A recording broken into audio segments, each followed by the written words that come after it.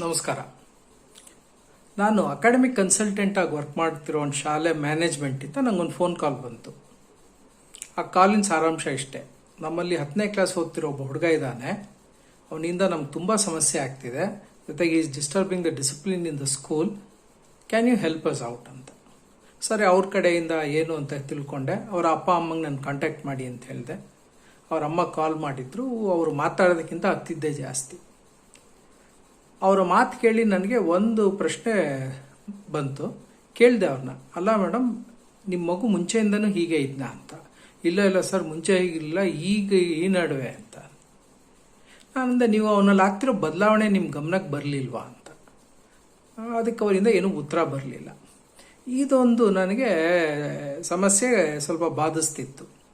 ಈ ಥರ ನನಗೆ ಕೌನ್ಸಲಿಂಗ್ ಬರೋ ಸುಮಾರು ಪೇರೆಂಟ್ಸಲ್ಲಿ ಇದೊಂದು ವಿಚಾರನ ಎಲ್ಲರೂ ಹೇಳ್ತಾರೆ.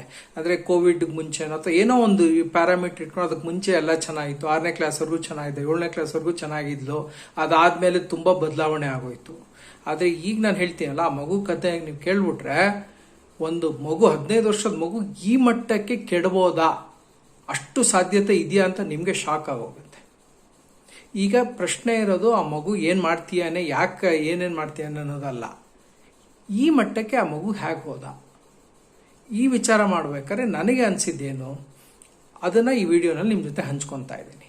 ಪ್ರತಿಯೊಬ್ಬ ತಂದೆ ತಾಯಿಯೂ ಮಕ್ಕಳು ಬೆಳಿಬೇಕಾದ್ರೆ, ಎಸ್ಪೆಷಲಿ ಶಾಲೆಗಳಲ್ಲಿದ್ದಾಗ, 2 ವಿಚಾರದ ಬಗ್ಗೆ ಸೂಕ್ಷ್ಮವಾಗಿ ಮತ್ತು ಸಮಗ್ರವಾಗಿ ಗಮನ ನೀಡಬೇಕು. ಯಾವ 2 ವಿಚಾರ? ಮೊದಲನೇದು, ಮಕ್ಕಳು ತಮ್ಮ ಸಮಯವನ್ನು ಹೇಗೆ ಕಳೆಯುತ್ತಿದ್ದಾರೆ. How are they spending their time?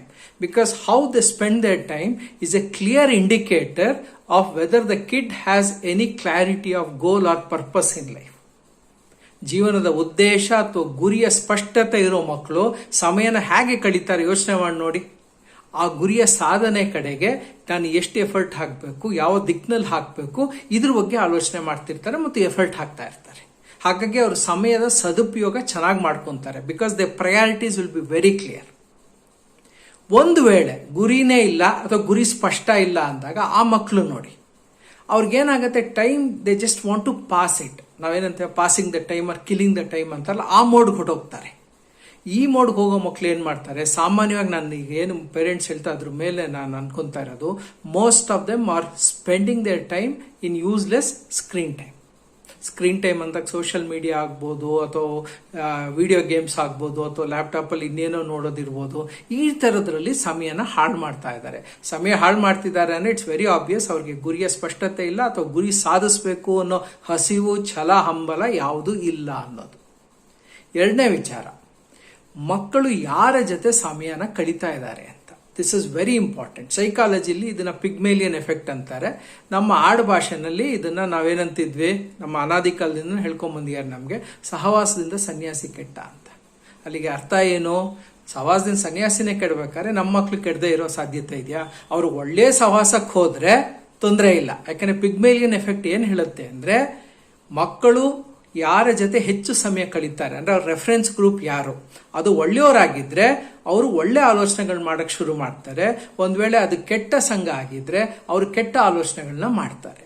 And ಸೈಕಾಲಜಿಲಿ ಏನ್ ಹೇಳ್ತಾರೆ, you become what you think. ನೀನು ಏನು ಆಲೋಚನೆ ಮಾಡ್ತೀಯ ಅದು ನೀನ್ ಆಗ್ತೀಯ ಅಂತ. ಹಾಗಾಗಿ ಮಕ್ಕಳು ಯಾರ ಜೊತೆ ಸಮಯ ಕಳೀತಿದ್ದಾರೆ ಇದ್ರ ಬಗ್ಗೆ ಪೋಷಕರಿಗೆ ಗಮನ ಇರಬೇಕು. ಒಂದು ವೇಳೆ ಸಮಯ ಸರಿಯಾಗಿ ಉಪಯೋಗಿಸ್ಕೊಂತಿಲ್ಲ, they are not utilising the time efficiently and they are not in the right company.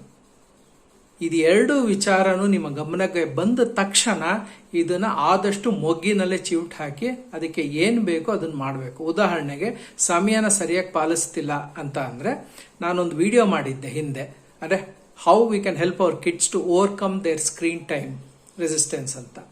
ಇದ್ರ ಬಗ್ಗೆ ನನ್ನ ಕಮೆಂಟಲ್ಲಿ, ಈ ವಿಡಿಯೋ ಕಮೆಂಟಲ್ಲಿ ಆ ವಿಡಿಯೋದು ಲಿಂಕ್ ಹಾಕಿರ್ತೀನಿ. ಆಸಕ್ತಿ ಇರೋರು ನೋಡಿ, ಬಹುಶಃ ನಿಮ್ಗೊಂದಷ್ಟು ಐಡಿಯಾ ಸಿಗ್ಬೋದು. ಅಂದರೆ ಮಕ್ಕಳಿಗೆ how you can motivate and encourage them to get out of screen time. 1. 2ನೇದು, ಸರಿಯಾದ ಸಹವಾಸ ತುಂಬ ಮುಖ್ಯ ಆಗುತ್ತೆ. ಮನೆಯಲ್ಲೂ ಅದಕ್ಕೆ ಪೂರಕವಾದ ವಾತಾವರಣ ಸೃಷ್ಟಿ ಮಾಡಬೇಕು. ಈ ಒಂದು ಜವಾಬ್ದಾರಿ ಪೋಷಕರು ತಗೊಂಡ್ರೆ ನನ್ನ ಪ್ರಕಾರ ಹಿಂದೆ ಈಗ ಹೇಳಿದ್ನಲ್ಲ ಕತೆ, ಆ ಥರ ಯಾವ ಮಕ್ಕಳು ಆಗೋ ಸಾಧ್ಯತೆ ತುಂಬಾನೇ ಕಮ್ಮಿ. ನಿಮ್ಮೆಲ್ಲ ಮಕ್ಕಳಿಗೂ ಒಳ್ಳೆ ಭವಿಷ್ಯ ಸಿಗಲಿ, ಕೆಟ್ಟ ಆಲೋಚನೆಗಳಿಂದಾಗಲಿ ಅಥವಾ ಸಮಯದ ದುರುಪಯೋಗದಿಂದಾಗಲಿ ಅಥವಾ ಕೆಟ್ಟ ಸಹವಾಸದಿಂದಾಗಲಿ ಅವ್ರಿಗೆ ರಕ್ಷಣೆ ಸಿಗಲಿ ಅಂತ ಆ ಶೃಂಗೇರಿ ಶಾರದಾಂಬೆನ ಕೇಳ್ಕೊತೀನಿ. ನಮಸ್ಕಾರ.